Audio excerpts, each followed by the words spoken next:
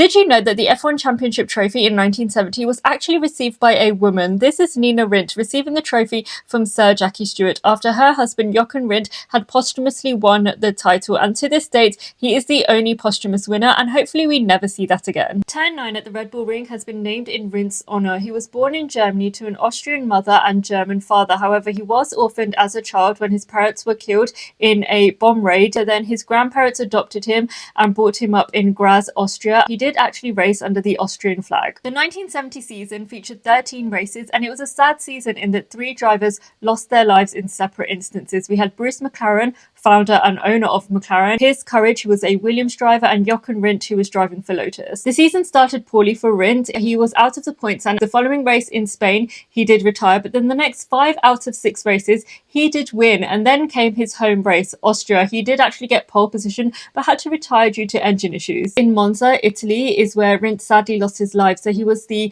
championship leader going into that race, 45 points to Jack Brabham's 25, but then a mechanical problem during practice is where he spun into the guardrails after a problem with his brakes, but then the crash barriers also were not constructed properly. So for the race, his spot on the grid was left empty, as well as his Lotus teammates. So Graham Hill and John Miles also withdrew. By the end of the US Grand Prix, race 12 out of 13, it was statistically clear that the championship was Rindt's, 45 points to Jackie Ickx's 31. And by the end of the final race, the Mexican Grand Prix, Rindt was 5 points clear of Jackie Ickx. Rindt was described as a rebel, a thrill seeker. He had broken his leg during a ski accident, but that didn't stop him from driving with one leg plastered up. He was racing his friends as a teenager on mopeds. He had actually learned to drive in England prior to the ski accident, and actually when he returned home he was driving without a license for 18 months, and the day before he was eligible to collect it he was caught. The rebel description carried on in motorsport. He had a dangerous driving style